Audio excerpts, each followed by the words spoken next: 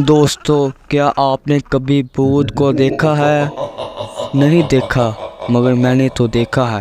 अरे बेबली क्या सही तरह बोल। तो दोस्तों, आज की स्टोरी हमारी थोड़ी डिफरेंट होने वाली है, क्योंकि आज हम करने जा रहे हैं एक स्टोरी टाइम। इस स्टोरी टाइम को सुनने के बाद आपके रोंगटे खड़े होने वाले हैं।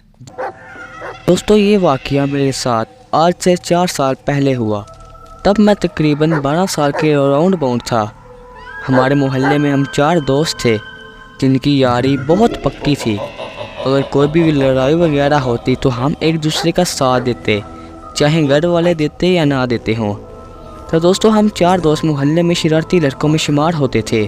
अगर कहीं भी कुछ शरारत वाला काम होता तो हम सबका पहले नाम आता था। एक दिन हमारा एडवेंचर सा करने का दिल कर रहा था। हम चारों ने सोचा कुछ ऐसा करें जो हमने ज़िंदगी में पहले नहीं किया हो। लाइक किसी ऐसी जगह पर जाए जहां भूत प्रेत जैसी चीज़ें हों। तो हम में से एक दोस्त बोला, क्यों ना हम रात के 8 बजे कब्रिस्तान के अंदर जाएं और वहां जाकर देखें कि वहां पर वाकई कुछ होता है या नहीं, कि लोगों ने अपनी ही कहानियां बनाई हुई हैं। तो दोस्तों, पहले बताता चलूं, जो मेरे साथ 3 दोस्त थे वो कब्रिस्तान रात को 2-3 मरतबा पहले भी जा चुके थे अकेले, मगर मैं आज पहली दफ़ा ये एडवेंचर करने जा रहा था।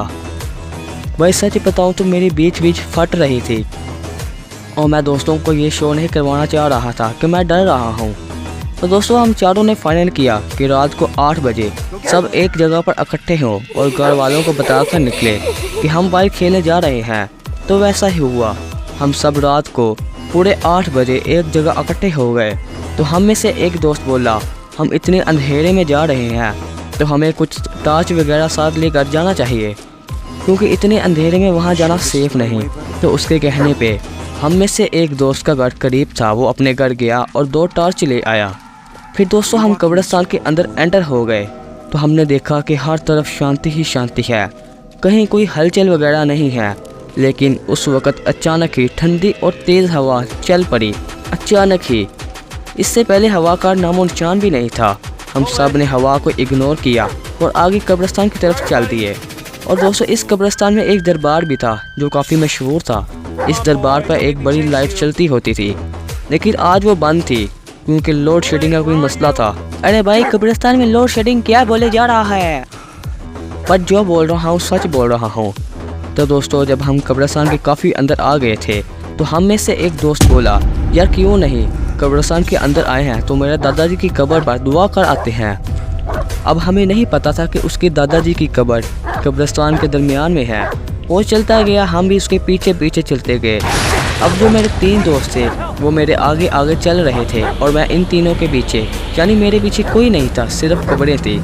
सो आई रियलाइज कि कोई तो है जो हमारे पीछे पीछे चलता आ रहा है। जब मैंने अचानक पीछे मुड़कर देखा तो कोई भी नहीं था। मैंने इसको इग्नोर किया और उनके साथ साथ चलते गया। तो दोस्तों, चलते चलते वो हमें कब्रिस्तान के बीच दरमियान ले आया। हमने देखा कि उसके दादाजी की कब्र काफ़ी पुरानी थी और उसके दादाजी की कब्र के ऊपर एक पीपल का पेड़ था जो देखने में काफ़ी डरावना नज़र आ रहा था। इस दरख्त की शाखें दूर दूर तक फैली हुई थी, मानो एक बहुत बड़ी चादर है, डरावनी चादर। तो हमने जब दुआ की तो हमने सोचा क्यों ना दरबार पर जाए और वहाँ जाकर देखें कि वहाँ पे क्या कुछ है। तो हम जैसे ही दरबार की तरफ बढ़े तो रात को कब्रिस्तान की रखवाली करने वाला शख्स अचानक वहाँ प्रकट हो गया।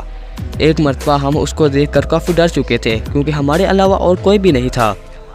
तो उस शख्स ने हमें वापस जाने को कहा और कहा कि तुम दरबार की तरफ मत जाओ इतनी रात में, क्योंकि तुम्हारे लिए अच्छा नहीं होगा।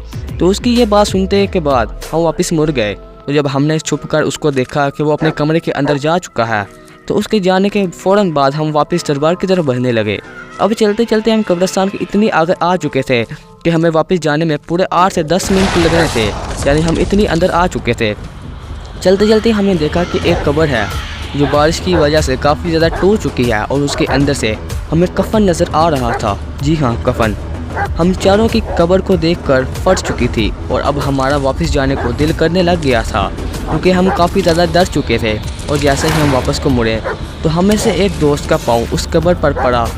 जैसे ही उसका पाँव उस कब्र पर आया वो उसके अंदर गिर पड़ा और वो ऐसा रिएक्ट करने लगा कि वो बेहोश हो चुका है। हम तीनों ने उसको आवाज़ें लगाई कि बाहर आओ बाहर आओ, मगर उसने एक आवाज़ ना सुनी और आंखें बंद करके अंदर लेटा रहा। और हमने सोचा कि हमने अगर इसको बाहर ना निकाला तो इसके घर वाले हमको नहीं छोड़ेंगे। हम तीनों ने जैसे जैसे हिम्मत की उसको खींचकर कब्र से बाहर निकाल लिया और कंधों पर उठाकर उसको कब्रिस्तान के बाहर ले आए। कब्रिस्तान के बाहर लाते लाते उसकी आंखें खुल रही थी और जैसे हमने उसको सड़क पर लाए तो हमने उसको उठाने की कोशिश की और वह उठ गया। और हमने उससे कहा कि आज हमारे साथ जो हुआ है ये हमारा राज है, हम चारों के अलावा पांचवें बंदे को इसका पता नहीं चलना चाहिए। तो उससे भी हमारी हाँ के साथ हाँ मिलाई और अपने घर की तरफ चला गया। हम भी अपने अपने घर चले गए, लेकिन हम चारों की फट चुकी थी और हमारे दिल धक धक हो रहे थे। फिर सुबह उठने के बाद हमसे रहा नहीं गया, हमने एक ऐसे बंदे का ढूंढा जो हमें बता सके कि आखिर ये किसकी कब्र है। तो आखिरकार वहाँ पे एक चिरावा जो बकरियाँ चिरा रहा था उसने बताया कि ये मोहल्ले के एक मजदूर की कब्र है जिसकी हत्या की गई थी, यानी मर्डर। तो उस पर काफ़ी सर्च करने के बाद हमारे रोंगटे खड़े हो गए और अब आपके भी खड़े होने वाले हैं। तो हमें पता चला कि इस मजदूर का कत्ल उस लड़के के बाप ने ही किया है जो दोस्त हमारा कब्र में गिरा था। जब हमने उसके बाप से पूछा कि ये कौन था और आपने इसको क्यों मारा, तो उन्होंने बताया कि मुझे मजबूर था, मुझे इस मजबूरी की वजह से इसको कत्ल करना पड़ा। उन्होंने ये भी बताया कि ये हमारे घर मजदूरी कर रहा था और इसके मेरे ऊपर काफ़ी ज़्यादा पैसे बन चुके थे और अब मैं उसका उधार चुका नहीं सक रहा था। एक दिन मैंने इसको एक ऐसी जगह का बताया कि वहाँ आकर मुझसे अकेले में आना और पैसे ले जाना, और जैसे वो अकेला आया तो मैंने मौका और का फ़ायदा उठाते हुए इसको कत्ल कर दिया। कत्ल के बाद इसकी लाश को नाले में फेंक दिया। तो अभी भी जब हम चारों दोस्त इन इंसिडेंट के बारे में सोचते हैं तो हम कांप उठते हैं। दोस्तों, इसका कब्र में गिरना और अचानक बेहोश हो जाना, इस इंसिडेंट के बारे में आज भी हमें समझ नहीं आई। और ये स्टोरी टाइम यहाँ पे ख़त्म करते हैं। अगर आपको अच्छा लगा तो लाइक और सब्सक्राइब कर देना। मिलते हैं अगली वीडियो में, तब तक के लिए गुड बाय।